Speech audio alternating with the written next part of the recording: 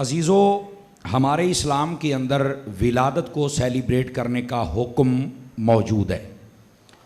دو موقع ہوتے ہیں کہ اسلام کے اندر ان میں کھانا بنانا، پکانا، کھلانا، خوشی کا اظہار کرنا، اس کا حکم ہمارے اسلام نے دیا ہے۔ ایک موقع کو اسلام کی بولی میں عقیقہ کہتے ہیں اور دوسرے کو ولیمہ کہتے ہیں۔ عقیقہ کہتے ہیں ولادت کی خوشی کا کھانا، اور ولیمہ کہتے ہیں شادی کی خوشی کا کھانا۔ اسلام ان دو موقعوں پر ڈیمانڈ کرتا ہے کہ تم خوشی کا اظہار بھی کرو، کھانا بھی بناؤ، پکاؤ بھی، کھلاؤ بھی۔ یہ اسلام کا حکم ہے۔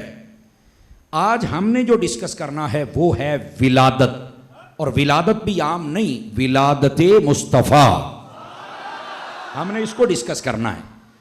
اسلام یہ کہتا ہے کہ جب بھی کوئی پیدا ہو تو اس کا عقیقہ کیا جائے، مینز اس کی ولادت کی خوشی کی جائے۔ یہ اسلام کی ڈیمانڈ ہے، یہ اسلام کا حکم ہے۔ سادہ سی بات، کوئی لمبی چوڑی فلسفے والی بات نہیں، سائنس والی بات نہیں۔ میں نے کہا کوئی بھی پیدا ہو جائے تو اسلام کہتا ہے اس کا عقیقہ کرو، یعنی اس کی ولادت کی خوشی کرو۔ یہ اسلام کہتا ہے کوئی بھی پیدا ہو جائے تو خوشی ہو، جس کے صدقے رب نے سب کچھ دیا ہے، پھر ان کی خوشی کیوں نہ؟ اصل بات یہ ہے۔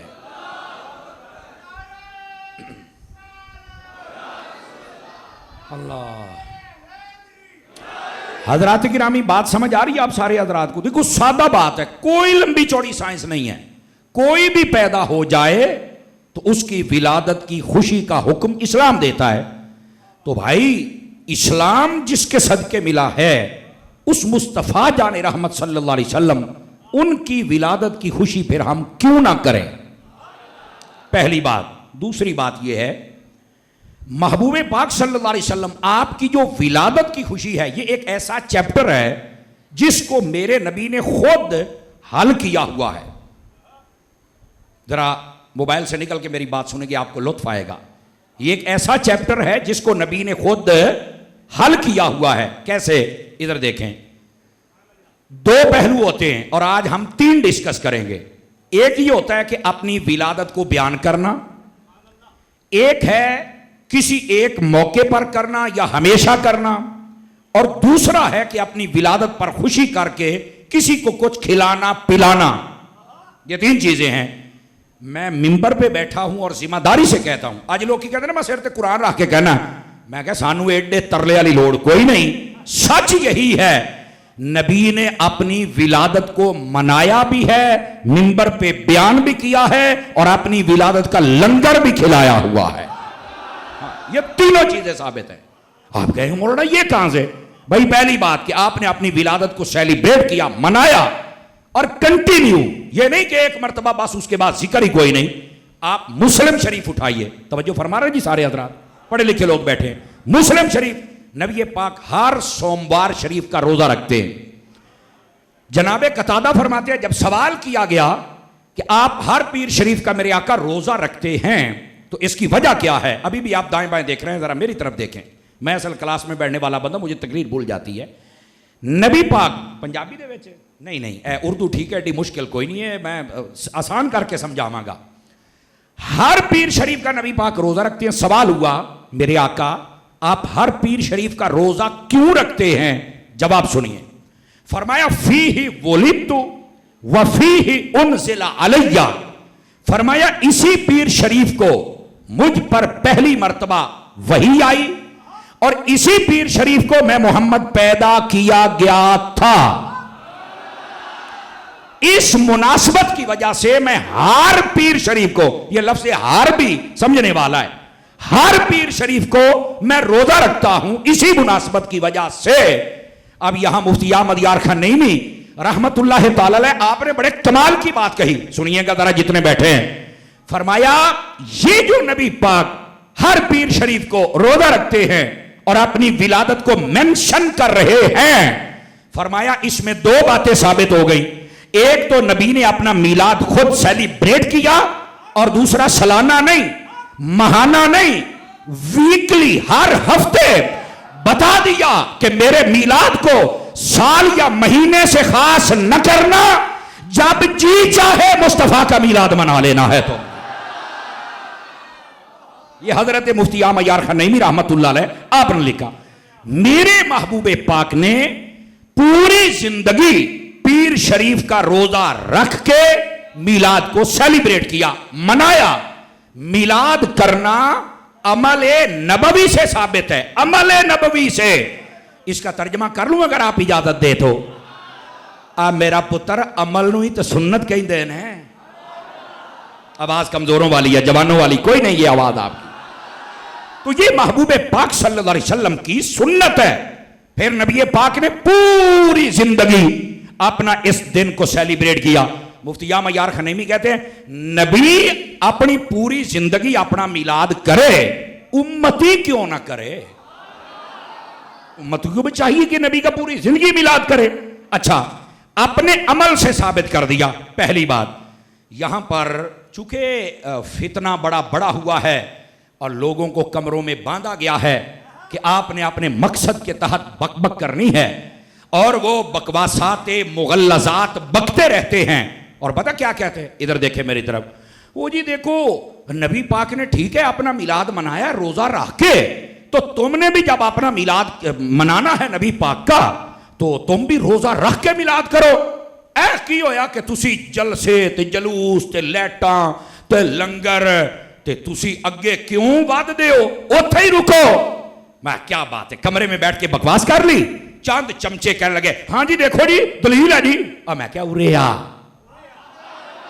ہاں اینا مریضاں دا ڈاکٹر اللہ نے مینوں بنایا ہے. اریا میں کیا میری گال سنو. میں نے کہا بیٹا مجھے یہ بتائیں نبی پاک کے زمانے میں جہاد کیسا تھا؟ کا تیر تلوار نیزہ کے ساتھ. اگر آج یہ جاہل اٹھے اور پاکستانی فورسز اور فوج کو کہے کہ نہیں جی تم یہ جو بندوق گولا گرنیٹ اور بم اپنے پاس لے کر بارڈروں پہ کھڑے ہو اور کافروں سے جہاد کرتے ہو, تم حد سے بڑھ گئے ہو, ویسے جہاد کرو جیسے نبی کے زمانے میں تھا. تے ساڈی فورسز نے پا لمما لینا ہے تے اینو نانی یاد کرا چھڑنی. جاہلا زمانہ بدل گیا, دشمن کا اسلحہ بدل گیا, اس کی اسٹریٹجی بدل گئی. بدلتے زمانے سے اگر مقصد جہاد ہو اور اس کی شکل بدل جائے تو مسئلہ کچھ نہیں ہوتا.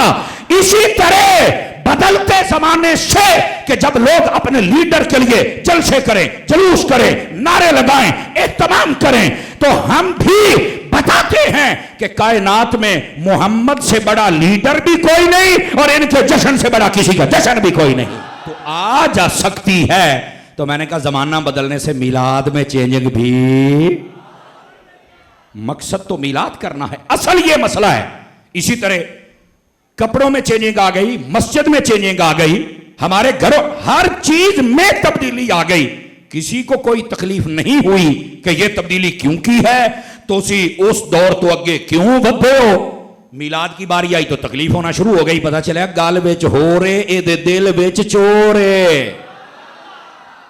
اب سمجھ آ رہی ہے آپ حضرات کو؟ پہلی بات, میرے نبی پاک نے اپنے مبارک عمل سے میلاد کو سیلیبریٹ کرنا ثابت فرما دیا, اور میں نے بات آپ کی خدمت میں عرض کی. دوسری بات, ادھر دیکھیے میری طرف. اس طرح جس طرح ہم بیٹھ کر آپ کے سامنے آپ جمع ہوتے ہیں اور خطاب ہو رہا ہے اور نبی پاک کی آمد کو بیان کیا جا رہا ہے, حضرات علماء بیٹھے, آپ ان سے پوچھیں, ایک نہیں سینکڑوں مواقع احادیث میں ایسے موجود ہیں کہ نبی پاک صلی اللہ علیہ وآلہ وسلم آپ منبر پہ جلوہ گر ہوتے اور آپ خود اپنی آمد کے تذکرے بیان کرتے. فار ایگزامپل نبی پاک صلی اللہ علیہ وسلم آپ ارشاد فرماتے ہیں من آنا, منبر پہ کھڑے ہوئے فرمایا بتاؤ میں کون ہوں. صحابہ کرام نے کہا قالو, صحابہ کرام نے کہا انت رسول اللہ صلی اللہ علیہ وسلم, آپ اللہ کے رسول ہیں. نبی پاک علیہ السلام نے پھر فرمایا من آنا, بتاؤ میں کون ہوں. صحابہ کرام علیہم الرضوان انہوں نے پھر جب کہا کہ حضور ہم نے تو آپ کو عرض کی کہ آپ اللہ کے رسول ہیں, تو میرے نبی نے پتا کیا کہا, آپ نے فرمایا انا محمد ابن عبداللہ ابن عبد المطلب, فرمایا میں محمد ہوں, میرے باپ کا نام عبداللہ ہے, میرے دادے کا نام عبد المطلب ہے. اور آگے کیا فرمایا, فرمایا اللہ نے سب سے پہلے جب مخلوق کو بنایا مجھے مخلوق کے بہترین گروہ میں رکھا, اور جب پھر اللہ نے گھر بنائے مجھے بہترین گھر میں رکھا. جب کبھی قبیلے بنائے, مجھے بہترین قبیلے میں رکھا. فرمایا جب میں پیدا ہوا میں گھر کے اعتبار سے بھی سب سے افضل, میں قبیلے کے اعتبار سے بھی سب سے افضل, اور آگے فرمایا میں اپنے باپ کے اعتبار سے بھی سب سے افضل ہوں. نبی پاک نے اپنی پوری ڈیٹیل کو بیان کیا. اب کوئی کہے کہ یہ نبی پاک کی آمد نہیں ہے تو میرا خیال ہے اس کو بیوقوف کے علاوہ کوئی ٹائٹل اور دیا جا سکتا نہیں. نبی پاک خود اپنی آمد کو بیان کر رہے ہیں, میں کون ہوں, میرا کیا تعارف ہے, اور آقا کریم علیہ السلام اپنے اس نسب کی بھی تعریف فرما رہے ہیں. دوستو یہ تھی ایک حدیث. اب دوسری بھی سنیے گا, توجہ ہے آپ حضرات کی, دوسری سنا دوں. نبی پاک علیہ السلام پھر ایک موقع آیا, آپ منبر پہ جلوہ گر ہوئے تو رحمت کونین صلی اللہ علیہ وسلم آپ نے فرمایا میرے صحابہ تمہیں بتاؤں میں کون ہوں؟ کہا بتلائیے. نبی پاک صلی اللہ علیہ وسلم نے اپنے اوصاف حمیدہ بیان کرنے کے بعد آپ نے فرمایا میں بشارت عیسیٰ ہوں, میں دعائے ابراہیم ہوں, اور میں اپنی ماں کا وہ خواب ہوں جو ولادت سے پہلے میری ماں نے دیکھا تھا. سمجھ آ رہی ہے میری بات کی؟ نبی پاک خود بیان کر رہے ہیں کہ مجھ سے پہلے وہ جو عیسیٰ علیہ السلام بشارتیں دیتے تھے, مبشرم من بعد اسمہ احمد مبشرم برسول یاتی من بعد اسمہ احمد, میرے بعد ایک رسول آنے والا ہے جن کا نام احمد ہوگا. فرمایا او جڑا میرے تو پہلوں دستے ہوندے سن نا او میں ہاں, وہ میری بشارت دیا کرتے تھے, اور وہ احمد میں ہوں. آپ اس بات کو واضح کر رہے ہیں. اور اس کے بعد فرمایا وہ جب خانہ کعبہ تیار ہوا تھا, غور سے سنیے گا, اور خانہ کعبہ تیار ہونے کے بعد مقام ابراہیم پر کھڑے ہو کر حضرت ابراہیم نے دعا کی تھی ربنا وابعث فیہم رسولا من انفسہم یتلو علیہم آیاتک ویزکیہم ویعلمہم الکتاب والحکمہ.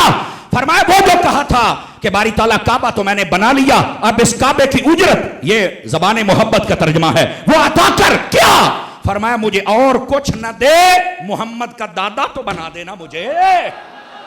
فرمایا وہ جو تذکرے ہو رہے تھے میرے, فرمایا وہ میں ہوں. یہ سامنے والے کمزور بیٹھے ہیں, آج مزہ نہیں آ رہا آپ کا, جاگ کے سنیے. فرمایا وہ میں ہوں, اور اس کے بعد فرمایا میں اپنی ماں کا وہ خواب ہوں جو میری ماں نے دیکھا تھا وقت ولادت. اور فرمایا نبیوں کی مائیں دیکھتی رہتی ہیں, ایسے نظارے, ایسے عجائبات یہ دیکھتی رہتی. اب ممبر ہے اور نبی پاک سارا تذکرہ بیان کر رہا ہے. کیا تیری ممبر تے بیٹھ کے ایدا نہیں گلاں کرنیاں چاہیے تو میں کہ حضور دی سنت ہے. نبی پاک کی آمد کو بیان کرنا یہ خود نبی کی سنت ہے. اور پھر آقا کریم علیہ السلام نے جو خواب بیان کیا, یہ آپ امام قسطلانی کو پڑھیں, امام ابن جوزی کو پڑھیں, شیخ محقق کو پڑھیں, شیخ شاہ عبدالعزیز محدث دہلوی کو پڑھیں, اور بڑے بڑے علماء محدثین ان کو پڑھیں. تو آقا کریم علیہ السلام نے پتہ کیا ارشاد فرمایا؟ آپ نے فرمایا میری ماں نے دیکھا کیا؟ فرمایا کہ شام کے محلات بھی روشن ہو گئے. اور اگلی بات, وہ جو شام کے محلات روشن ہوئے تھے نا, وہاں پر اس کے 14 کنگرے گر گئے, اس میں دراڑ پڑ گئی. تے ہن اگلی گل اینو ذرا سوچے آجے, او محل ملک عراق میں, او پارٹیشن ہوئی تو وہ عراق میں آ گیا ہے, پہلے شام کا حصہ تھا. میں او محل بھی اکھیں دیکھے ہے, او کنگرے ڈٹھے ہوئی میں آپ اکھیں دیکھے نے, تے او جڑی دراڑ پئی ہوئی ہے او بھی میں اکھیں دیکھی ہے. آج تک وہ میلاد مصطفیٰ کے ترانے گا رہا ہے. نعرہ تکبیر, نعرہ رسالت, تاجدار ختم نبوت, تاجدار مدینہ صلی اللہ علیہ وسلم کے غلاموں, نبی پاک صلی اللہ علیہ وسلم عمل سے بھی ثابت کیا, منبر پہ بیٹھ کر مختلف موقعوں پر نبی پاک علیہ السلام نے اس کو ارشاد بھی فرمایا. اور توجہ ہو تو اگلی بات بھی عرض کروں آپ کی خدمت کے اندر. ایک بات جو بڑی ضروری ہے وہ پہلے میں سناتا ہوں, اور تیسری بات کہ نبی نے جو لنگر کھلایا وہ تمہیں بعد میں سناتا ہوں. ادھر دیکھیے, یہ حضرت پیر سید ریاض الحسن شاہ صاحب کی بلا, حضرت علامہ صاحب کی بلا, جتنے میرے بھائی علامہ مفتی صاحب اور دیگر جتنے علماء, میں ان کی توجہ چاہتا ہوں. اور آپ عوام کے لیے ایک نئی بات ہوگی. آپ کو پتہ ہے نبی کی والدہ نے خود میلاد بیان کیا ہوا ہے. میرے نبی کی والدہ نے خود میں, دیکھو نا نبی پاک پیدا تھا ان کی گود میں, تو سب سے زیادہ تو وہ جانتی ہوں گی نا کہ محبوب کا میلاد کیسے ہوا. آپ کی ولادت کیسے ہوئی؟ ولادت مصطفیٰ کا مطلب کہ حضور آئے تو بتائیے کہ برکات کیسی دی. اب نبی کی والدہ کیا کہتی ہیں سنیے گا. کسی مولوی، محدث، فقیہ، عالم اور کسی اور شاعر کا لکھا ہوا میلاد نہیں، مصطفیٰ کی والدہ نے جو بیان کیا میں وہ بیان کر رہا ہوں. آپ فرماتی ہے لما ولد محمد صلی اللہ علیہ وسلم مدحونن مکحولن مختونن مطہرن معمبرن مسرجن رافعن یدیہ السماء وقال اللہم رب حب لی امتی. کہتے ہیں لوگوں جب میرے بیٹے پیدا ہوئے میں نے آنکھوں کی طرف دیکھا تو سرما لگا ہوا تھا، سر کی جانب دیکھا تو تیل لگا ہوا تھا، کنگھی ہو چکی تھی. میں نے جب دیکھا ناف کی جانب ناف بریدہ تھے، ختنہ شدہ تھے، جسم سے نور نکل رہا ہے اور مطہر و منور جسم ہے. اگلی بات بھی غور سے سنیے گا. فرمایا لگتا یہ تھا کہ آپ ہاتھ پھیلا کے رب سے کچھ مانگ رہے ہیں. جب کان قریب کیے تو کہہ رہے تھے یا اللہ میری امت تو میرے حوالے کر دینا. بولو بولو سرکار خیر ہے کچھ نہیں ہوندا. آپ ذرا اس بات کو سمجھنے کی کوشش کیجیے. آپ جتنے حضرات تشریف فرمائے، بیٹھے ہو کوئی نہیں بیٹھے ہو، یہ فرنٹ سیٹوں والے کئی بالکل چپ شاہ بن میں چپا شاہ نو مندا ہی نہیں. اور میں ہونا شاہ نو ماننا جڑا نیزیاں تے چڑھ کے بھی بولتے رہ جاندے نے نا. اس واسطے جاگو اللہ دیو بندے ہو. یہ نبی پاک کی والدہ نے میلاد بیان کیا ہے. اب یہ ایک روایت پڑھی جائے تو مجمع کا ویسے ہی رخ بدل جاتا ہے کہ نبی کی والدہ فرماتی ہیں کہ حضور کیسے تشریف لائے اور کیا شان اقدس تھی آپ کی. اگلی بات میں نے کہا تھا کہ نبی پاک نے اپنا میلاد خود سیلیبریٹ کیا، عمل سے ثابت کیا، پھر ممبر پہ بیان کیا اور پھر لنگر بھی کھلایا. تو آپ کہیں گے یہ کہاں ہے؟ اٹھائیے بیان المیلاد النبوی اس رسالے کو، الحابل الفتاوی امام جلال الدین سیوطی، اس کو اٹھائیے، اس کے اندر یہ موجود ہے. اور آپ جتنے میرے بھائی بیٹھے ہو توجہ کرنا ذرا. کیمرے بہت زیادہ لگے ہوئے ہیں، مجھے پیچھے والے دیکھنے کے لیے تھوڑا مشکل ہو رہی ہے. کیمرے والوں سے گزارش ہے ویڈیو بنایا کریں لیکن تھم ہل صحیح لگایا کریں. اپنی ویورشپ کے لیے کبھی او فلانے دی چھترول تے کبھی فلانے دی، میں دیکھتا رہتا ہوں، میں واچ کرتا رہتا ہوں. ابھی بھی کئی باز نہیں آتے، تھم ہل غلط لگاتے ہیں. پتہ نہیں تو انو عقل کدوں آنی ہے یار. سیانے بنو اللہ دیو بندے ہو، سیانے بنو. بس اتنا ہی پیغام ہے. سنی بھائی ہے نا، لیکن وہ انگلوں نو نا پھر ٹیک نہیں نہ ہوتی. بس اوقات غلط کر ہی جاتے ہیں. نہ کریا کرو، کھچا نہ ماریا کرو. میرا سمجھانا فرض بنتا ہے تے باز آ جانا چاہیے. اب آئیے مولانا اللہ آپ کو برکت عطا کرے. ادھر دیکھیں میری طرف. میں نے کیا کہا کہ نبی پاک نے اپنا لنگر خود کھلایا ہے. ہم کہا اچھا کہیں گے سنیا ہی نہیں تو میں کہا دوڑیاں مائیاں تو علاوہ بھی کدی سن لیا کرو. ہاں یہ سارا کچھ موجود ہے. اب نبی پاک صلی اللہ علیہ وآلہ وسلم آپ نے زمانہ اسلام یعنی جب اعلان نبوت کر دیا اس کے بعد، اور بعد علماء نے لکھا یہ مکے کی بات نہیں، یہ مدینے کی بات ہے. یہ بھی میں وضاحت کر دوں، تھکے تو نہیں آپ حضرات. ادھر دیکھیں فرمایا 2 بکرے منگوائے، ان کو ذبح کیا اور ان کا گوشت آپ نے صحابہ کو کھلایا. اور جب صحابہ کرام نے پوچھا حضور یہ کس خوشی میں ہے تو کہا گیا حق عن نفسی. فرمایا یہ میں نے اپنا عقیقہ کیا ہے. یہ مسئلہ تھوڑا باریک ہے پر ایڈم نہیں کہ دونوں سمجھ رہا میں منٹے سمجھ آ جائے گی. کہا میں نے اپنا عقیقہ کیا. صحابہ خوش ہوئے، لنگر کھایا کھلایا. اب یہاں پر یار لوگ پتہ کیا کہتے ہیں، وہ جی نبی پاک کا جو پہلا عقیقہ تھا نا وہ آپ کے دادا جان نے کر دیا تھا جب حضور پیدا ہوئے. تو جب حضور نے کلمہ پڑھایا نا تو اس کے بعد پھر اس عقیقے کو دہرایا گیا تھا. تو میں نے کہا کیوں دہرایا گیا تھا؟ تو بولا وہ عقیقہ پہلا زمانہ اسلام میں نہیں تھا نا تو اس لیے نبی پاک نے دہرایا تاکہ یہ عقیقہ ٹھیک ہو جائے. میرا جواب سنے آجے جنہوں سمجھ آوے وہ بولے آجے. میں کیا اگر عقیقہ پہلے ہوا تھا کلمہ پڑھانے کے بعد اس کو دوبارہ دہرانا ضروری ہو گیا تھا تو میں نے کہا عقیقے سے ضروری ایک شے اور بھی ہے جس کو دہرانا چاہیے تھا. بتا مجھے وہ دہرائی ہے. کہا کیا؟ میں نے کہا وہ جو حضرت اماں خدیجہ کے ساتھ میرے مصطفیٰ کا نکاح تھا وہ بھی تو کلمہ پڑھانے سے 15 سال پہلے تھا. نبی پاک کی عمر 25 سال تھی. تو میں نے کہا کیا جب آپ نے کلمہ پڑھایا تو حضرت اماں خدیجہ سے جو نکاح تھا دہرایا؟ کہندا یہ نہیں میں نے پتا. کہ میں کیا پتا ہوں تے سنی نہ ہوں.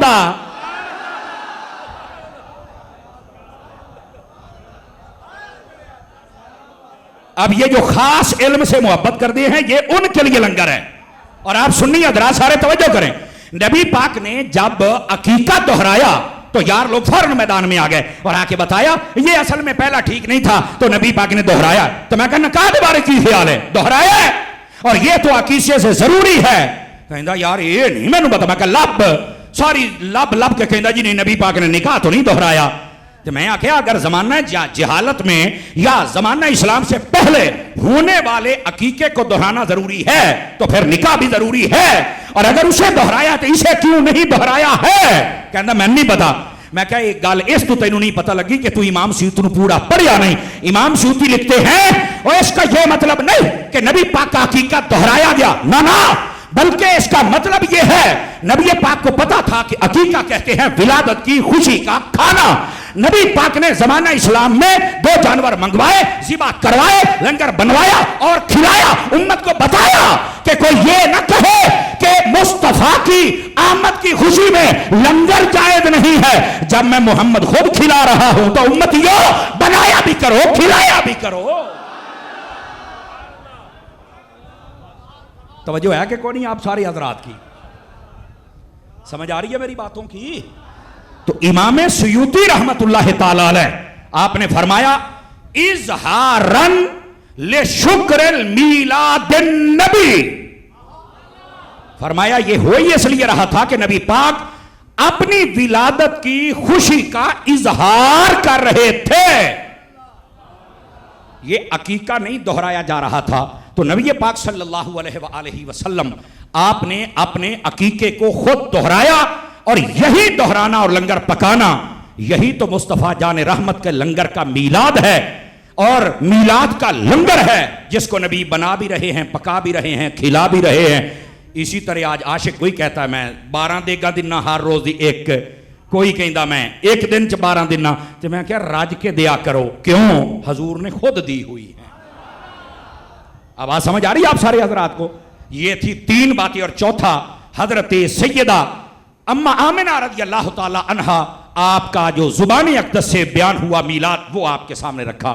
ابھی بھی آپ کی نا بے چینی نہیں ختم ہو رہی, دائیں بائیں ادھر ادھر توجہ میری طرف کریں. اگلی بات اس سے بھی خاص آنے والی ہے, دہراؤں اگر آپ کی توجہ ہے تو. میرے عزیز میرے دوست, نبی پاک صلی اللہ علیہ وآلہ وسلم کا جو میلاد ہم کرتے ہیں, توجہ ہے میں نے کیا کہا ہے, جو آقا کا ہم میلاد کرتے ہیں یہ کوئی ایسا عمل نہیں ہے جو اسلام میں منع ہو, اور ایسا بھی نہیں ہے کہ جس کے منانے پر ثواب نہیں, اور ایسا بھی نہیں ہے کہ جس کے منانے کو منع کیا گیا ہو. بلکہ واہ بھائی واہ, زندہ باد جوانا, اللہ تیری جوانی سلامت رکھے بھائی. اگر آپ تھکے نہیں ہیں تو بات آگے چلائیں حضور کے میلاد کی توجہ ہو تو.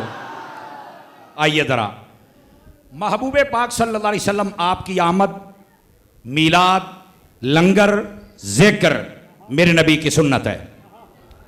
لیکن چونکہ فتنوں کا دور ہے, ادھر دیکھیں میری طرف, کیا میں نے کہا چونکہ فتنوں کا دور ہے, سوالات بڑے عجیب و غریب ہوتے ہیں. نبی پاک آئے ہیں تو آنے کی تو تم خوشی کرتے ہو, گئے نہیں. میں نے کہا گئے ہیں, پردہ فرمایا ہے, تو جانے کا غم کیوں نہیں کرتے؟ اب عام بندے پریشان ہو جاتے ہیں, یار گال تو ٹھیک ہے, نبی آئے ہیں تو گئے بھی تو ہیں نا. ادھر دیکھیے ادھر دیکھیے ٹھنڈے دل سے. تو میں نے کہا پہلے آئے تھے یا گئے تھے؟ کہنا پہلے آئے سی. میں کہا پہلے میلاد کر,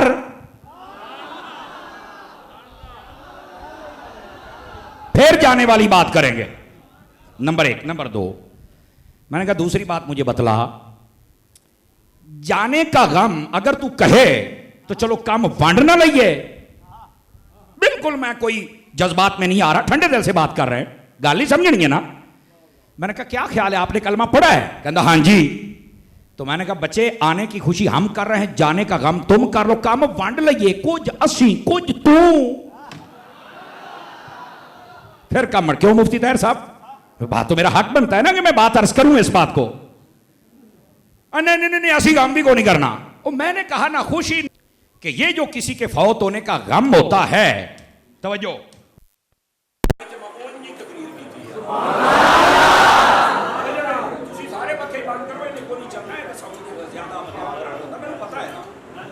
ਤੁਹਾਡੀ ਵਰਗੀ ਬੈਟਰੀ ਹੋਵੇ ਸਾਡੇ ਸਾਹਮਣੇ ਕਿਹੜੀ ਸ਼ਾਇਦ ਠੀਕ ਹੈ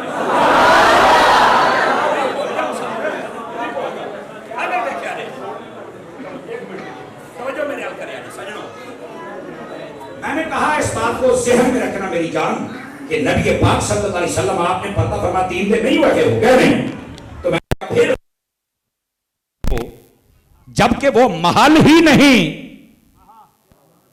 कहंदा जी संत जिद्दां आख्या गया असीं तो उदां ही कहना है ना तो मैं क्या थोड़ा जिहा अकल नाल भी सोचना चाहिए है ना कहंदा बिल्कुल चौथी बात तवज्जो मेरी तरफ रखिएगा भाई स्टेप बाय स्टेप एक एक आप ईंट लावांगे तो मकान पूरा बनेगा ना मैंने कहा मुझे आप एक बात बतलाएं नबी पाक सल्लल्लाहु अलैहि वसल्लम के आने की खुशी जाने का गम मैंने कहा जाने का गम वो करे ए हुण जे जवाब जे ने तुहानू इत्थों इत्थे ले आना है जाने का गम वो करे जिसका नबी मर गया मेरा कल भी जिंदा था मेरा आज भी जिंदा है और सुनो सुनो रुको मैंने कहा मौत के हम कायल हैं ये ज़हन में रखिए मौत के हम भाई मौत आई है मेरे महबूब के कदमों में आई है लेकिन आई और चली गई नबी अब जिंदा है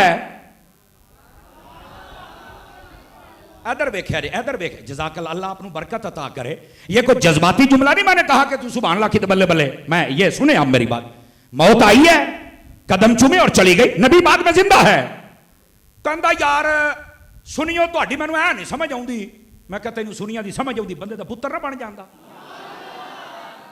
तुहाडा रौला है कि तुसीं सानूं समझिया ही कदी नहीं मरो और हम हैं कि तुम्हें प्यार से भी कहते हैं और जज्बात से भी कहते हो गल सुन लो साडी आखे यार मैनूं नहीं समझ मैं कहा की नहीं समझ आई तैनूं कहता यार एक बंदा फौत हो गया फिर किद्दां जिंदा हुंदा मैं क्या अफसोस इत्थे दिमाग दे तूड़ी भरी है मैं कहा कुरान चुक दूसरा सपारा इहदा दूसरा रकू खोल इहदे विच अल्लाह ने फरमाया वला तक़ूलू लिमन युक़तलु फी सबीलिल्लाहि अमवात जेड़ा अल्लाह दी राह शहीद हो जाए उन्हें मुर्दा नहीं कहना मैं कहा जेड़ा शहीद हुंदा है उन्हें मुर्दा कह सकना आखे नहीं तो मैं कहा की कहना है आखे अल्लाह ते कहंदा बल अहयाउन ओ जिंदा है उन्हें मुर्दा नहीं कहना ते मैं कहा शहीद मार के कब्र जांदा है आखे आहो मौत आउंदी है आखे आहो ते मैं आके कब्र चप्पड़ दे आखे आहो तो मैं कहा मुर्दा क्यों नहीं आखे यार भावें मौत आ गई है पर अल्लाह ने क्या जिंदा ते मैं कहा यही तो तैनूं तू कहता सी कि मरण तो बाद बंदा जिंदा किद्दां हुंदा ते जेड़ा रब शहीद नूं जिंदा रख सकदा है वो सारी कायनात दे आका मुहम्मद मुस्तफा नूं जिंदा नहीं रख सकदा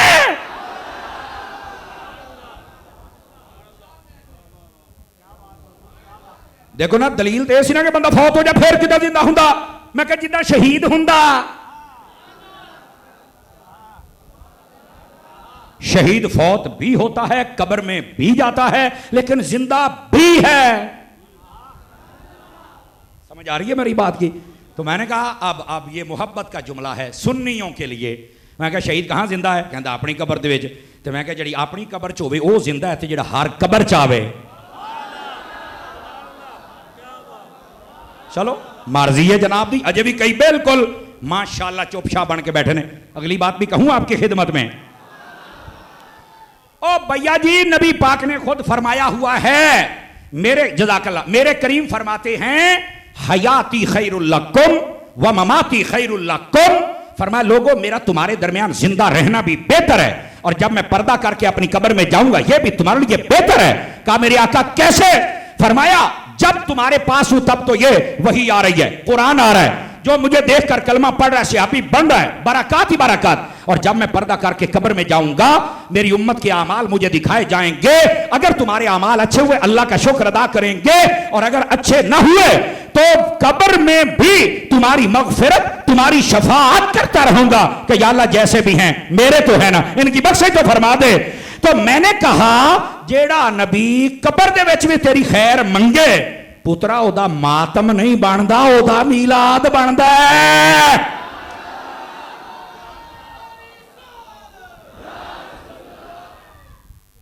बात समझ आई है कोई नहीं आई आप हज़रात और जो कब्र में कहे कि आपके अमाल मुझे दिखाए जाएंगे तो ये जिंदा देखता है या मुर्दा देखता है